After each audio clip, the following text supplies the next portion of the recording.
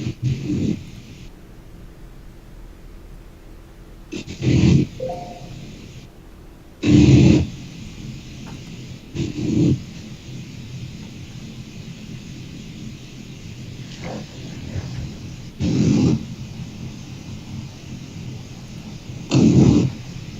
Lisa, we're live on YouTube.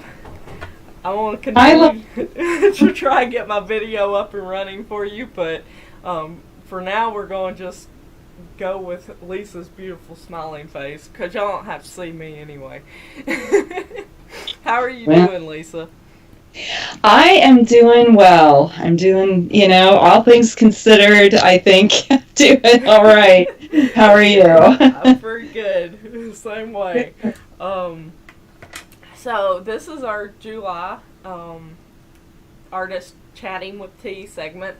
I've got my cup here that y'all can't see today, but me and Lisa met a couple of months ago. We had this fun little, I guess we first met at the Valentine's Day get-together at Frederick Book Arts. And then I think that weekend, David Lobdell contacted me and was like, if you haven't met Lisa, you have to go contact her. And so we met for coffee soon after that. But that was really cool getting to know you over coffee and everything here at Dublin Roasters. But I want to find out a little bit more about your work and everything today. Why don't you start with sort of telling us how you met David and some of the cool things that we have in common together with him. Okay, yeah. So David and I went to graduate school together at University of Notre Dame, and he was one of the many, and I say many because I think there are about 20 or some graduate students in ceramics. And I was studying painting and then later sculpture, and so we, I mean, grad school was really intensive, and we all lived right there. Actually, David lived in a little room inside the field house, which was the old kind of basketball arena at Notre Dame that actually one of the reasons that I went to that school was because of Tom Nakashima. He had gone to school there, and he was one of the artist students that took over that building. They were going to condemn it, and the artists took it over, and so it was in a way the perfect building, except that it rained inside and stuff like that. But you couldn't really hurt it. So we had these gigantic studios, and David he was sort of the field house mascot or something, I don't know, but we just became fast friends, and we've stayed friends ever since. And then kind of fast forward from grad school, David was doing some workshops at the Scottish Sculpture Workshop, and he asked me to come over to that. And so I went over for that, and that was, of course, mind-blowingly fun and wonderful. And then we both have gone to Watershed for artist residencies, but not at the same time. And then a couple years ago, gosh, it's probably been like 5 or 6, but it seems like last summer, David invited a bunch of us from grad school to go to Sculpture Trails and what I call Sculpture Camp. And, and so we camped out and picked ticks off of ourselves and made big, heavy art. I've heard the horror stories, but it sounds like fun. It was really fun. It was really fun. I had a blast, and it was kind of like I am trying. If I can get through this, it's the sign of something. I'm not sure what. But it's just though, it's really intense, and for the most part, the way that I make my artwork is digitally or ceramics, so I'm not really used to pouring hot metal all the time and all that goes with that. So it's really exciting and it's really scary and all those things. But yeah. Oh, and I've been to Iron Tribe too. Oh yeah, so, I remember that. So, for those of y'all that don't know, that's out in New Mexico where David teaches, right? One day I will make it. Yeah. But as far as like we've talked about some of your things in the past, your influences and stuff in the past, but I want you to sort of unpack some of those because I did a little sneak peek on your website today, and I didn't realize some of the stuff that you like, the big pine cone piece that's at Frederick Book Arts and stuff. I had no idea that was yours, and I love it. But you were talking about, it says, my influences are from many different disciplines. Music moves me to create, especially the old-timey music of Appalachia, where I'm from. I compare my layering of imagery to layering of rhythms and music, and my pieces of images to the making of quilts. Nature itself provides not only the images, but also the inspiration toward the final pattern. I absolutely love that, because I love old-timey music and stuff and play it every time, for many years now, and so I really like that you've incorporated that in with the quilts and everything. But I want to, how has that morphed throughout time and since where your stuff was in grad school and came to now, because it's been a while.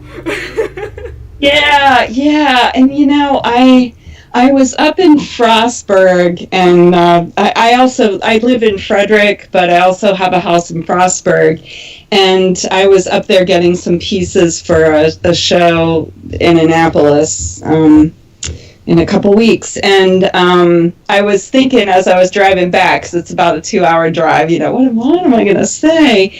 And how do I narrow it down? Because of course, I'm 63, and so I've been doing this for so long, and it's, some things kind of get forgotten and all sorts of things. But to kind of,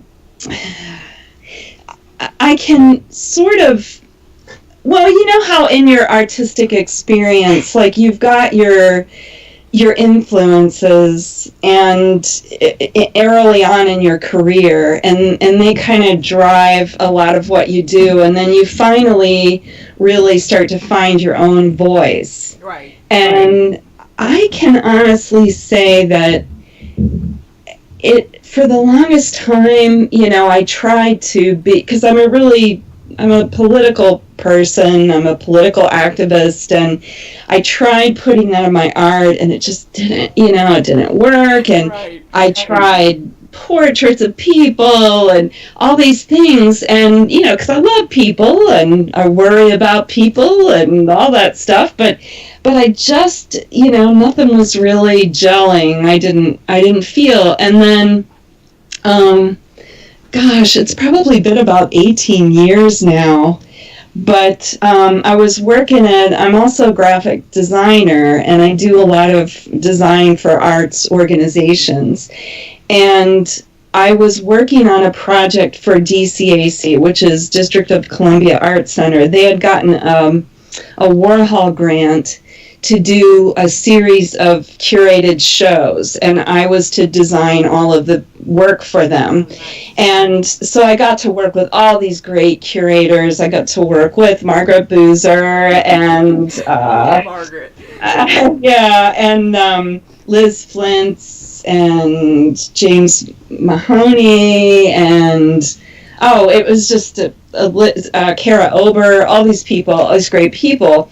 And so Susan Harjo was one of the curators, and she is a Native American activist, artist, writer, and she, after this whole experience that I'd met her, she invited me to a prayer circle that was kind of sponsored by the Native American Art Museum, which at that point hadn't been open that long, and it was on the Capitol lawn, and people were praying for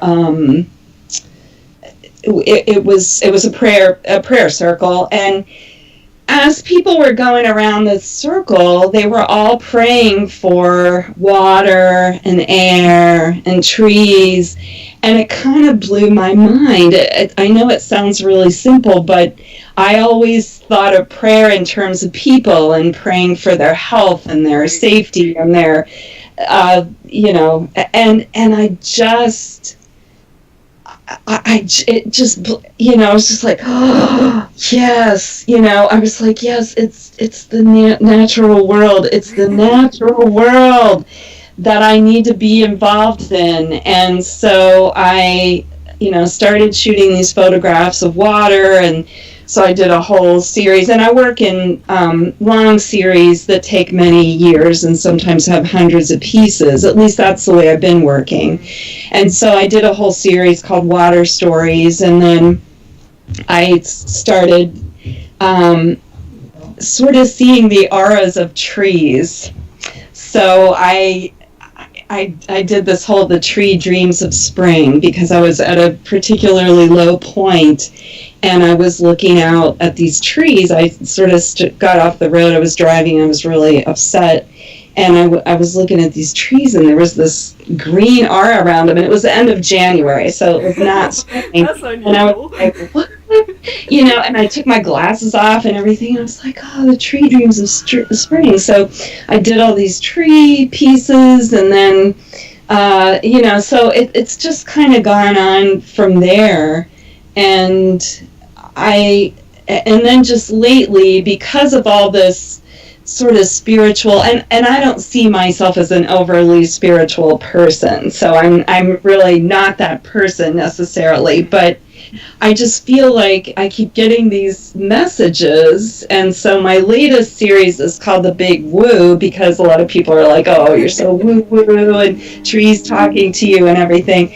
But, I really do feel like plants and trees have a consciousness that we don't understand. And that, I'm not saying I understand it, but it has a power in trying. There's a power in trying to understand it and trying to maybe communicate and just see things differently. It's just a different way of seeing things. So my latest series, The Big Woo, is about, really this energy that is emitted from living things, really, and, that we all benefit from, and, of course, dying things as well. They die, and then life goes into other things. So that's kind of that kind of is the philosophical end of it, I suppose. Yeah. That's really interesting.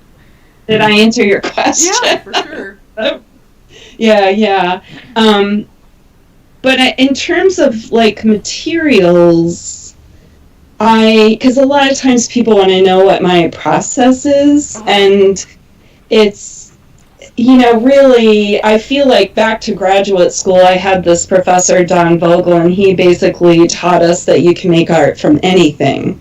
And I still really believe that. So I want, I like to explore different media. Mm-hmm. It's just kind of worked out for me. Using photography and then manipulating it in the computer has worked for me.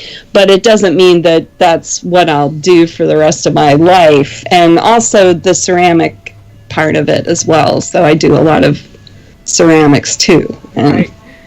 That's really cool. And with trees and stuff, if I don't know if you've seen some of the pictures of when they're burned, or I think it's either a lightning strike or they were stuck in a forest fire, but the inside vascular system and everything became apparent to just the natural eye, and it that sort of speaks to me, sort of what you were talking about and everything. Yeah, it's funny you would say that, because I grew up outside of Cumberland, Maryland, and we had a lot of oak trees in our yard, and one of them had been struck by lightning, and so there was this big sort of kind of diagonal slice sort of wrapping around the tree, and it had burned away the bark, right. it was really weird how it kind of healed up like a scar. It was a big scar down that kind of twisted around the tree. And it just, I remember looking at that, and my father said, "Oh, the tree was struck by lightning." And I thought, what? You know, what? So it's just been, here comes my cat. I know, I have Finn sitting here right next to me, too. On my head now.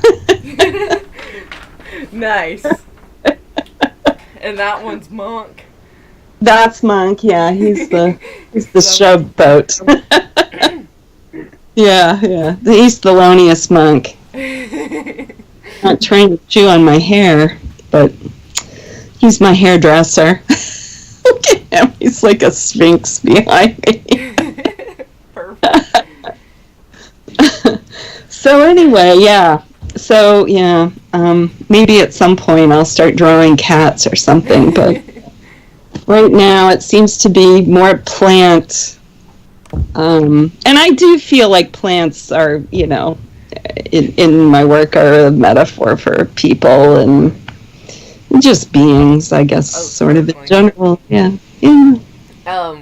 Because a lot of times we take and put different iconography with different elements. I know I do very similar with the pieces of, you know, like found objects and stuff. I attach emotional connection to them, I guess, so to speak, and so I can see how plants could very much be people through your work, for sure. That's cool. Mm-hmm.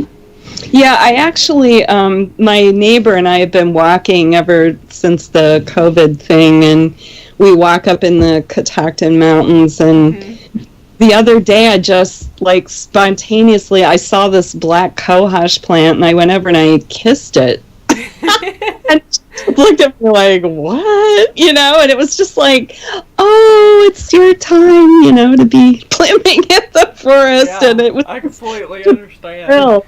It's like, I was up there on the creek and everything, too, the other day, and, like, everything was just dancing around and being, you know, real in the sunshine. It was really nice. Lori Rounds, she asked, do you incorporate plants into your ceramic work as well? You know, I do. I was for a moment I was going to say I don't, but I actually do. So what I normally, the way that I've been making pieces in ceramics is hand building them, and so I do slab building, and I roll flower ornaments into the clay. Okay. So there's usually patterns. So sometimes they're, you know, industrial patterns that are just there in the studio, and other times they're actual plants. And I just roll them in to make different patterns. And then I kind of cut everything up and reassemble it all. I'm not really sure why, but sometimes you just have to make larger pieces out of parts. I completely understand. It is kind of the way I do my digital work as well. You know, I'm always trying to sort of foil because I like to work large, so I'm always trying to foil the system, I guess, to get what I want out of it.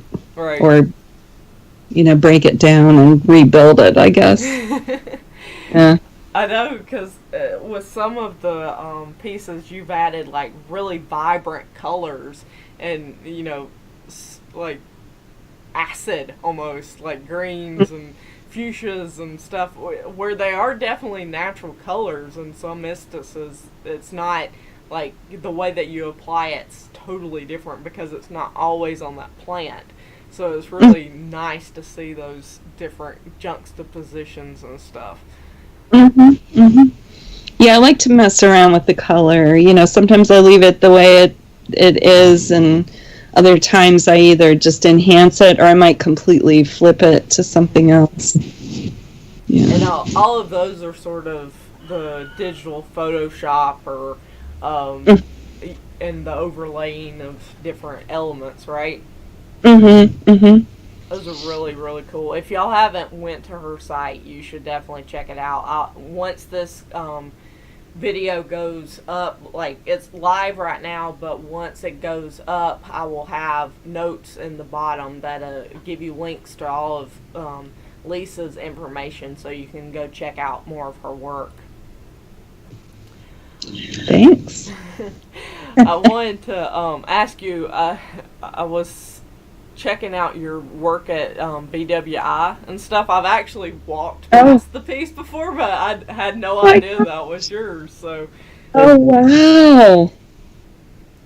That was a crazy experience. That whole thing. An interior design firm saw my work on I think it was the Maryland State Slide Registry, and contacted me because they wanted to make these for the day parking. I don't know that it was day parking when it began, but I think that's what it is now, or hourly. But anyway, the idea was that there'd be this wall of pattern that you would remember, so you would remember what floor you were on, or what floor you parked on. That was their mindset. And so I made this pattern of a Ford tri-motor, which is one of my favorite planes. I mean, not like I'm not a plane person necessarily. I saw it once and I was like, oh, it's so beautiful. And it sort of looks like it has bike spokes in the front. And I actually got to ride in one at the Frederick Airport probably about 5 or 6 years ago, which was really a thrill. But yeah, that's what I based the pattern on that. But what was kind of interesting about that project, kids, is when I first got it, I thought, oh, wow, I'm going to be a mural artist. This is how I'm going to make my living. And then 9/11 happened. And all of a sudden it was nobody's priority project. I bet. So the whole thing kind of languished for the longest time.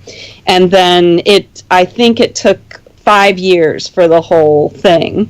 So, I got paid about $9,000, but when you stretch it over 5 years, that does not a career make. No, it doesn't. That was one of my next questions, was if you had any information for like artists that are looking to get into projects like that, or if you applied for it, and you answered all of those questions already. Yeah.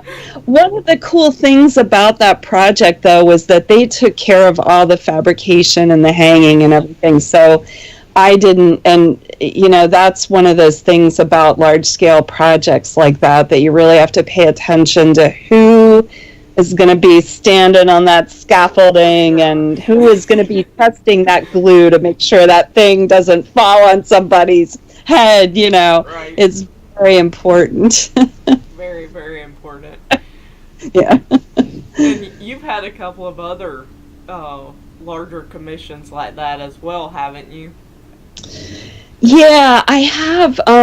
As I was saying before, I'm from around Cumberland, Maryland, and a while back they consolidated because their population has been in decline since I was in high school, basically, and so they consolidated 3 hospitals into one. Wow. And so it was kind of a cool project that they hired this art consultant to come in. She's from Nashville, actually, and they used almost all local regional artists for all the artwork in the building. So there's these really cool murals that were painted, and then my mural is actually printed on glass, and it's up on the wall sort of towards the back main entrance, and then they use some of my photography for the the maternity ward. So in every one of the rooms, there's one of my flower photographs, and they've used my, my work's been used in nursing homes, and it's kind of cool because it's, it really, when your work's in a hospital, it can really help someone, to be calm or to be able to transport themselves out of whatever, situation they're in. Because usually when you're at a hospital, you're not having fun unless you work there. And then you still might not be having fun. Right. That's for sure. Yeah, you don't go to the hospital and have fun. No. At least I don't. Maybe I'm missing something. But yeah, so those were really cool projects, and they, they bought a lot of work at one time, and that was really nice. Very, very nice. But they come along about every 10 years. Yeah. 10 years, so again, not a whole career I can make out of that. Yeah. Well, how did you get into the graphic design part? Because did you train with that so much in undergrad and in grad school? Because that's very similar for me. It's very similar to the story of Kurt Deerhog, because he started in Texas as a graphic design instructor, and he's a sculptor, so it's very funny. Yeah, it's so I studied fine art, and my undergraduate degree is in painting and printmaking, and I went to WVU, and then I sat out for a year before I went to grad school. So I needed a job, and I applied for, my other phone is ringing. I applied for another job, or a job with WVU, and I happened to be hired as a graphics person. So back then, everything was done at a drafting table, and we did typesetting and all that kind of stuff. But what was so cool about it was that I had the whole, sorry about that. Hey, this is supposed to be the inside view of an artist's life. You're totally fine. Someone's calling with a project. That happens all the time, every day. It's just that I only take one every 10 years. It's not that I don't offer it every day. But no, back to that story. So what was so cool about it was that all of the writers and editors were there in the building, and then all the design and the production, and then there was bindery and everything, printing, bindery. So I learned about all of it. I worked there for a whole year, and they completely trained me. Wow. And so I went to grad school. I went to Notre Dame, as I said before, where I met David, and I taught there. And that was one of the reasons I went to that school, was they were going to give me teaching experience. And so, and that's kind of a whole other story, but after grad school, I needed a way to make money, and so I just went back into graphic design. And then as the years went by, I was a full-time graphic designer for about 12 years, and of course it really helped to support my art career. And so, it just wound up being what I was teaching. But it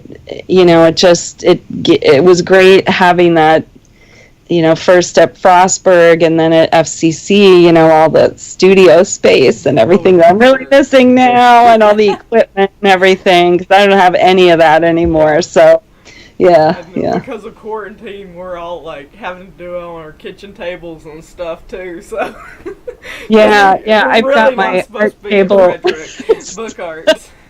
Yeah, and that was the other thing, was the book arts. I was just getting started with everything at the book arts, and it's such an exciting, great place, and then it just all shut down, and so now I have to relearn all the things that I was learning before that started. Yeah. Crazy. Yeah, because Crazy. you work with some of the creative writing folks down at the Bean and the Belfry and stuff, right? Yeah, the Slant Light Poets. Well, they're kind of my friends, and we had been talking about doing a book project. So that was just sort of getting off the ground, and I was sort of looking at what fonts to use and Right. stuff like that. And then it was like, No, because we actually have enough to set a pretty decent page in some of the smaller fonts and stuff. It's unreal. Mm-hmm. Yeah, so that just all came, but it'll start back up, and I'll be back in it, Yep. and we just have to. I mean, we just have to be patient. Hmm. Well, it certainly hasn't kept you down much. I've been seeing gorgeous pictures of all the flora and fauna in the area. Yeah, I have this friend Kurt, and he said you're taking pictures of every molecule of Maryland. I like it. It's a Keep little it like up. that working with me. I'm like, no, wait, I have to take a picture of this mushroom or this shadow on this bark, or Oh yeah. oh, there's a lot of stopping. And my pockets always end up full of rocks while I'm here. Yeah, yeah, and leaves. I have like all these books with leaves pressed in them Wow. for some project somewhere someday. Or I'll open up my wallet and a bunch of leaves will fall out, and people will be like, "What?" I completely understand. And I have Yeah. jars of like river glass and stuff from down when I was walking up and down Sligo Creek closer to like Tacoma Park and stuff, and what I'm Yeah. gonna do with that, I have no idea. I know. Well, sometimes it's just nice to have it there, Yeah. It's like these beautiful objects they can just exist on their own. And we can draw inspiration from them, just Yeah. having them surrounding us too. Yeah, yeah, definitely. Let's Definitely. see. Lori asks, "Is your work still on display at Joe Fleming Contemporary Gallery in Annapolis?" Oh, Lori, you're so kind. Um, yeah, it is. So, Joe Fleming, who is also an artist and an interior designer, opened a gallery a couple years ago in Annapolis, and she had contacted me, and so I've been in a few shows, and we had a show about flowers, of course, and it's coming down. She's hanging a new show. The subject is water. Oh, fun.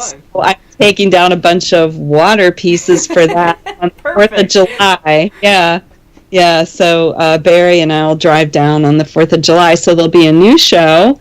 And, and now it's a really cool gallery. It's right off of State Circle. And there's a bunch of neat restaurants and everything. But Annapolis is a cool town to just go walk around because of social distancing. I don't think there's going to be any sort of an opening, but you can certainly go in the gallery and see the art, or go in the other shops or walk around Annapolis. It's a worthwhile trip, even if you're just walking around. So It is for sure. I was able yeah. to get out there for one of the chocolate festivals, I guess about 2 years ago. It was really, really nice. Oh my gosh, that sounds like, I don't know, I might just like deconstruct if I was around a lot of chocolate like that. I might just like vibrate to death or something. Definitely. They had some wonderful selections for sure. Wow. Yeah. Have any of your other gallery presence or exhibitions been altered during the time of quarantine, or was that not really? Really, Joe is the only place where I have work. Now, I do have some pieces going into a show at the Delaplane in October. Okay.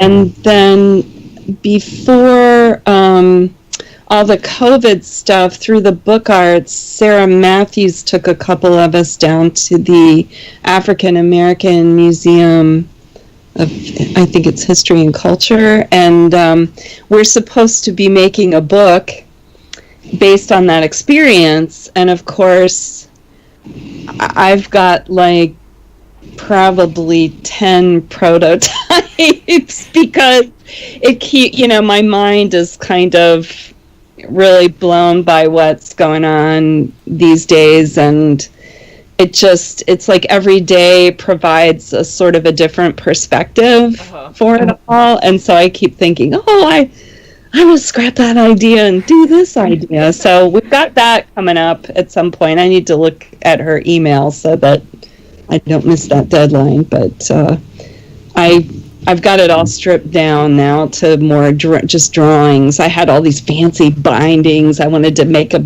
book that folded out into the museum shape. But I mean, it's like everything in the kitchen sink. Yeah, I know. It's like, really? Can you make that? Can you make that book that folds out into the museum? I don't know. I think you can. Yeah, maybe in 10 years.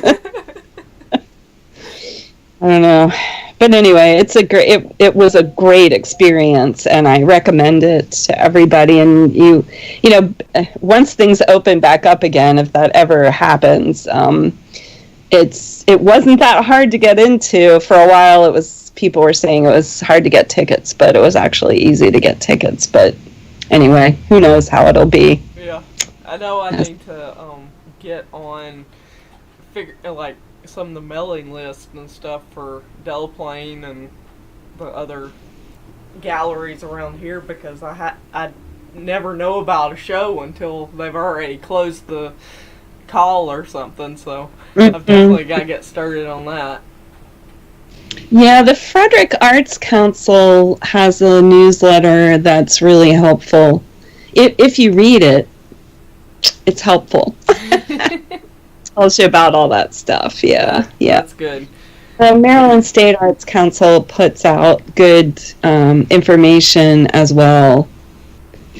They're really great organizations, I think. They do so much for us, and I can't say enough good things, really, about them. Mm-hmm. There seems to be a really nice art community in Frederick, for sure. I've definitely been accepted, and everybody's very helpful and shares and everything, so it's nice to be in that group of people. Yeah, it's real nice, and you also have your University of Maryland connection, so the DC arts art people are great as well. My goodness, so many great.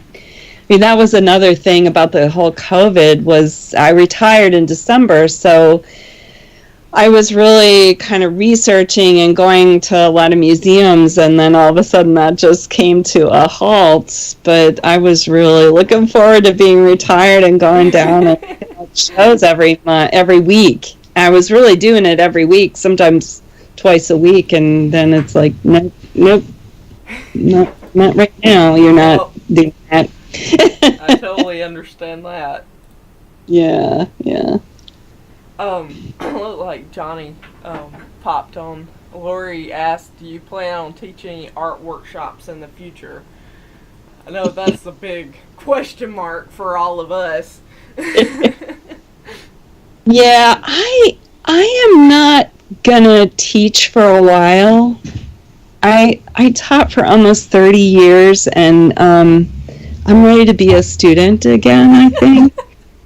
So there might be, because I know that I remember when Johnny and Sarah at the book arts, they were like, and what would you like to teach, Lisa? And I think my eyeballs got, like this, and I was like, no.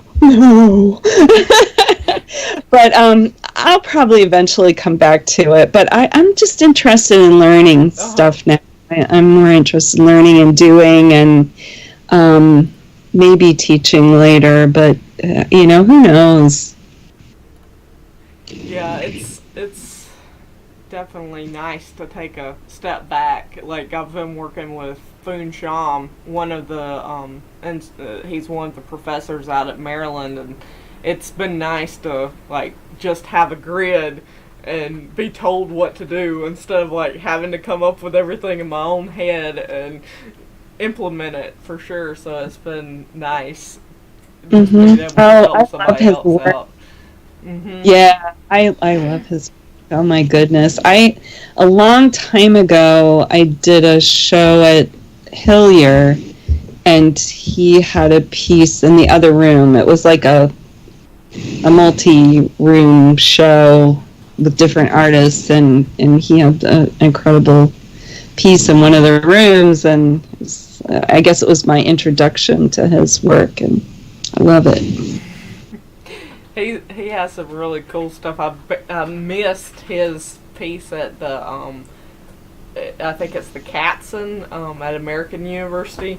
It looked like a sort of a tall chimney style piece, and they have this huge atrium sort of thing that the staircase wraps around, and just like nestled in there perfectly from what I've seen of the pictures and stuff. It's really cool. Yeah, the Katzen is just a real inspiration to me. It just always, it's such a gem, and it's easy to get to from Frederick. You know, you can drive down and you can just park right underneath, and it's just always top-notch work. It's so organized, and I think my pieces came back from them packed better than when I dropped them off. That's nice. Yeah. Oh, that's so cool. I have cats in envy of that you've gotten to show there. I just I was very lucky. Matt McLaughlin, a printmaker from down toward Greenbelt and everything. He teaches at Pyramid Atlantic and everything. He was like, "You need to enter the show," and he actually drew two of my pieces in. So I'm extremely lucky to have gotten that connection for sure. Nice. Yeah, you have some great connections, that's for sure. Yeah. And you are a great connection. Well, thank you. I appreciate that. Yeah. Speaking of connections, I was going to say something that I did recently that was really cool, of course, again with COVID, but there's this program called Vacation with an Artist, and you can go and either live with or study with somebody for a fixed amount of time. And I did one with Helen Frederick in Silver Spring, where and it was just wonderful. It was I highly recommend it. You can look it up, or I can send the link for anybody who's interested. And you can learn other things other than art. I mean, you can go learn how to make Spanish cuisine or whatever. But it was really great, and it was a real inspiration to me. I was able to make 3 pieces out of it, and I had assistants. It was really great. Really I mean, nice. I had a pulp there, and everything was ready to go every morning, and it was just like a dream. It was really like a dream. And of course, Helen's expertise, and so that was really fun, and I want to try it again. I want to definitely, because I went down there with no real preconceived idea of what I wanted to do, to just kind of jog me a little bit, and it was really fun. So yeah, Nikki Sarah said that it sounds like Penland, and it does. It sounds a lot like Penland and Aramont and John C. Campbell Folk School, all wonderful places. It's Nikki Sarah commented on your cup. This is her creation. So really? I'm drinking coffee out of it. It's a beer mug, but it's kind of a beer chalice, I think. I think it's just beautiful. It makes me so happy. Sometimes I just sit and hold it and look at it, but I'm drinking coffee out of it today. Not beer. Lori said that she found their Instagram and she shared it. Thank you, Lori. Oh, okay. Yeah. Um, I totally, it just was so great. I know that most people probably go to Spain and do an artist residency, and I just went to Silver Spring, but still, it was very much worth it, and it was really intimate, and it was just me and Helen and two assistants who were just wonderful, and it was just a good thing. Mm-hmm. It is. I was able to go to a very local residency. It's Art Res in Noonan, Georgia.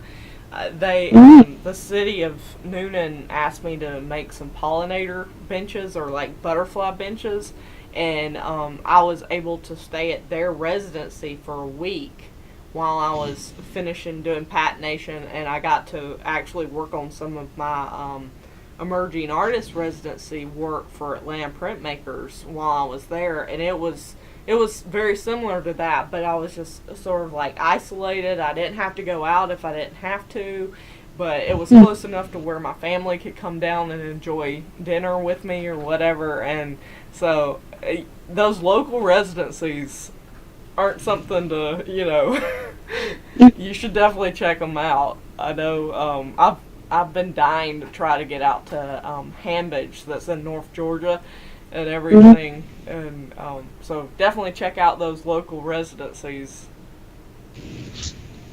I can't believe this cat's still. He's so cute. He's like an extension of my hair. Yep. Just stroke it lusciously. Well, we're about to come up on the 5-minute mark, so if anybody else has a few more questions or comments, Lori said that you were supposed to be drinking tea instead of coffee, but we welcome all substances and beverages here, so. I'm more of a coffee gal, if the truth be told. Oh, I have to have it I had to start cutting it back. I had some issues with my migraines, and I was drinking it all day long and stuff, and they're like, you have to cut back on your caffeine. And so it's to 1 16-ounce cup a day. Yeah. But it's crazy. Nikki said that monkey rocks. Indeed. Oh. He's a little wheezy, with that storm that. Oh yeah. The dust storm that blew in from Africa. I can't believe I'm even saying that, here in Maryland, but he's been a little wheezy. Yeah, Cleo has been sneezing a lot recently too, so that might be it. Yeah. I too have weird sinuses right now. But of course the mimosas and everything else are blooming like crazy, so. Yeah, true. That's such a wild plant. Tree. It just looks like it belongs in Hawaii or something. It has a very prehistoric or some kind of look to it, for sure. Yeah. Well, keep up with your drawings and stuff that I keep seeing you post online, and hopefully they'll start morphing into some of your bigger pieces. I can't wait to see what comes of it. Yeah, me too. I just started doing it, so we'll see. But I haven't drawn for years and years and years, so keep going with it. I hope it becomes a little more abstract. But it usually takes a couple of iterations before you start loosening up and stuff, for sure. Yeah. Well, thank you so much for this. This is really a great opportunity, and I appreciate it. I appreciate you doing this whole series. It's really nice. Yeah, it's been quite an undertaking for sure, and a lot of learning of new digital things that I don't know anything about. So I'm so thankful that everybody's been either giving me words of encouragement or supporting me on the tail end of things and helping me with IT and all kinds of stuff. So, but it definitely couldn't happen without the artists that actually want to talk. So I'm so glad that you were able to join us. Yeah, yeah. And thanks to everybody who tuned in or will watch this later. So thanks. Yep. Thank y'all. Have a good evening. Bye-bye. Bye.